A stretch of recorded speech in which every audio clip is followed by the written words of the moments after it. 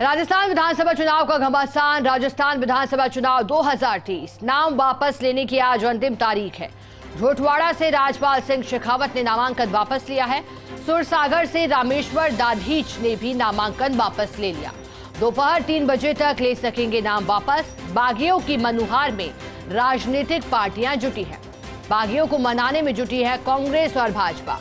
25 नवंबर को एक ही चरण में मतदान की प्रक्रिया संपन्न होगी। उसके बाद 3 दिसंबर को मतगणना होगी और मतदान से पहले रास्ते के कांटों को, यानी कि रास्ते के कांटे इस लिहाज से जो पार्टी के लिए मुसीबत बन सकते थे।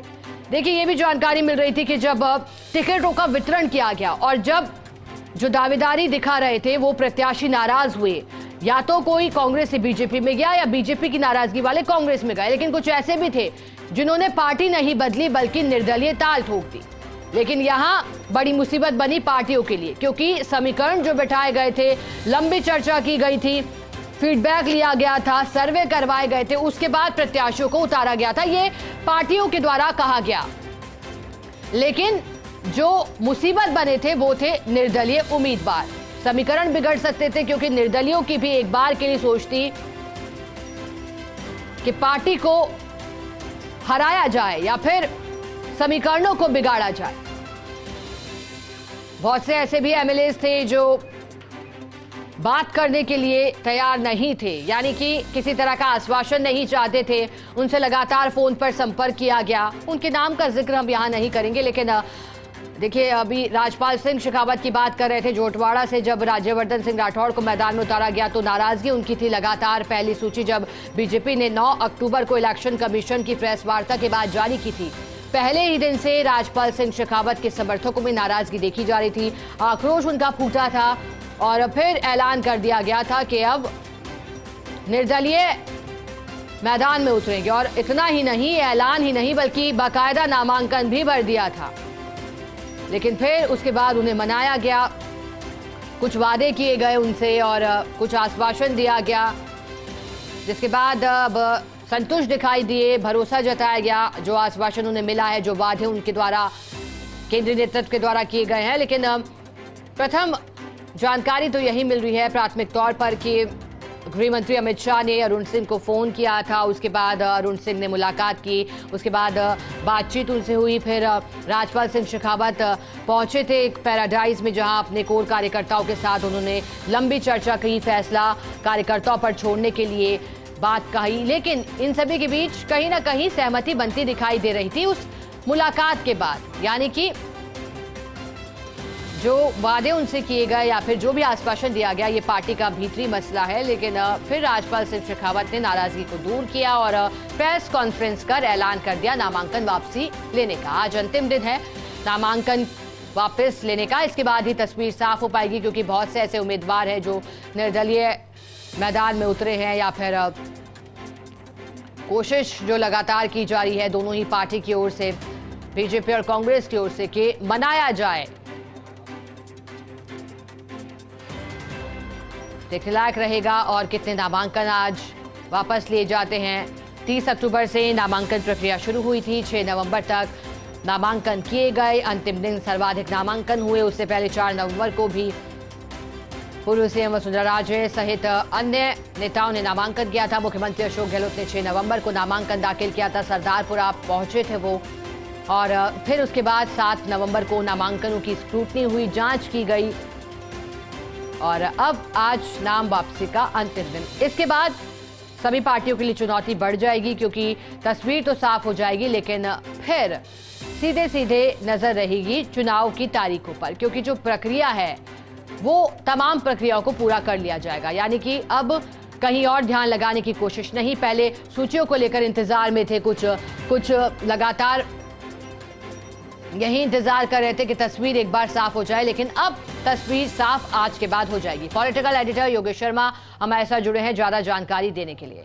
योगेश जी, नाम वापसी का आज आखिरी दिन, और आज का दिन सबसे ज्यादा अहम, क्योंकि आज के बाद ही तस्वीर साफ होगी। झड़ी लगी है नाम वापस लेने की। राजपाल सिंह शेखावत जो लगातार आक्रोशित और नाराज दिखाई दे रहे थे, नाम वापस लिया है। क्या लगता है और कितने नाम वापस लिए जा सकते हैं, और इन नाम वापसी को किस तरह से आप देखते हैं?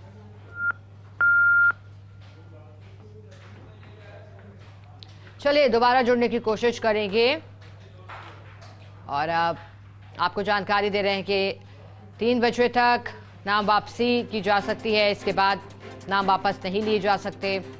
25 नवंबर को सुबह 7 से शाम 6 बजे तक वोटिंग होगी। परीक्षा की घड़ी निकट है, लेकिन उस परीक्षा से पहले ये परीक्षा राजनीतिक दलों के आगे अपने अपनों को, रूठों को किस तरह मनाया जाए। योगेश जी पॉलिटिकल एडिटर हमारे साथ जुड़ गए हैं। योगेश जी, मेरा सवाल आपसे, नाम वापसी का आज अंतिम दिन है और इसी कड़ी में राजपाल सिंह शेखावत अपना नाम वापस ले चुके हैं। अभी कितने और लिए जा सकते हैं नाम वापस, और इनके नामांकन वापस लेने को आप किस तरह से देख रहे हैं, किस तरह से मनाया गया होगा? देखिए, निश्चित तौर पर रामेश्वर दादीज माने हैं मुख्यमंत्री के कहने से। मुख्यमंत्री अशोक गहलोत के वो आज से नहीं बरसों से उनके साथ हैं, उनके एक तरह से साथी के तौर पर भी जोधपुर की जनता जानती है। और रामेश्वर दादीज टिकट वितरण से व्यथित हो गए। उसका कारण भी था कि यहाँ पर मुस्लिम चेहरों को टिकट पहले भी दिया जाता रहा है, लेकिन चुनाव यहाँ पर वो जीत नहीं रहे और लंबे समय से ये स्थिति जोधपुर के सूर सागर की नजर आती रही। चाहे सूर्यकांत व्यास लगातार जीतती रही।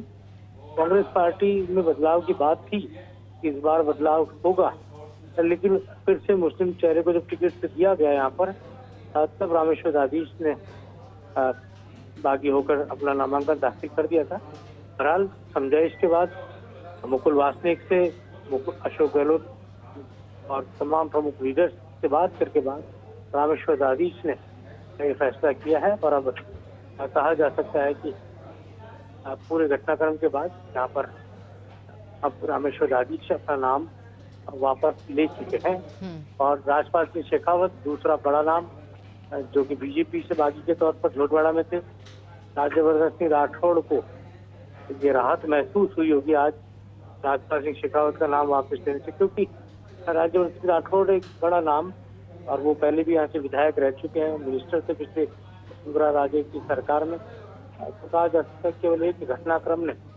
उनको बहुत परेशानी में डाल दिया था राजपाल सिंह राठौड़ को। राजपाल सिंह शेखावत ने आधिकारिक रूप से नाम वापसी का ऐलान भी किया, अपनी भूमिका भी स्पष्ट कर दी। वसुंधरा राजे के बहुत नजदीक और उनका टिकट कट गया था, यूडीएस मंत्री रहे थे पिछली वसुंधरा राजे की सरकार के अंदर। और वैसे भी राजपाल सिंह शेखावत एक सीजन पॉलिटिशियन के तौर पर, एक गुणी राजनेता के तौर पर उनको जाना जाता रहा है। राजस्थान की विधानसभा के संसदीय इतिहास में उनकी अलग से एक पहचान रही है, चाहे विधानसभा में सवालों का जवाब देते वक्त रही हो या कार्यशैली को लेकर रही हो। एक ऑनेस्ट पॉलिटिशियन की उनकी एक इमेज हमेशा से राजस्थान के राजनेताओं के बीच में रही है। नो डिजायर पॉलिटिक्स, ये उनका मूल मंत्र रहा अपने अब तक की राजनीति में। आज बताया भी कैसे उन्होंने कि मनी पारक से वो चुनाव जीते थे, उसके बाद फिर वो झोटवाड़ा से विधायक बने और मौजूदा चुनाव जो हुआ था पिछला, उसमें झोटवाड़ा से वो हार गए थे लालचंद कटारिया से। लेकिन ये कहा जा सकता है कि मनी पारक और उसके बाद झोटवाड़ा, जहाँ जनसंघ के बाद बीजेपी की जो जड़ें जमी, परिश्रम के बाद झोटवाड़ा नया विधानसभा क्षेत्र बना, उसके उस विधानसभा क्षेत्र में भी जड़ें जमाने में, कमल का फूल खिलाने में राजपाल सिंह शेखावत का योगदान रहा। और निचले स्तर तक कार्यकर्ता, चाहे मंडल का हो चाहे वो बूथ का हो, पूरा राजपाल सिंह शेखावत से जुड़ा हुआ रहा था। राजपाल सिंह राठौड़ के लिए बहुत राहत की खबर है कि राजपाल सिंह शेखावत बैठ गए और सूर सागर से कांग्रेस के उम्मीदवार शहजाद खान के लिए भी एक राहत की खबर है। रामेश्वर दादीज जो कि जोधपुर के मेयर रह चुके थे, वो अब वहाँ पर चुनावी दौर से बाहर हो गए हैं और अपने अपने दलों के प्रत्याशियों के पक्ष में दो बड़े नाम अब तक सामने आ चुके हैं, जिन्होंने काफी समझाइश के बाद नाम वापस किया है। राजपाल सिंह शेखावत माने हैं वसुंधरा राजे की समझाइश के बाद, उनकी पूरी रिकमेंडेशन के बाद वो माने। बिल्कुल योगेश जी, और जिन नामांकनों ने चौंकाया था, अब उनकी वापसी एक बार फिर चर्चा का विषय बनी है। शुक्रिया योगेश जी आपका साथ जुड़ने के लिए, जानकारी के लिए।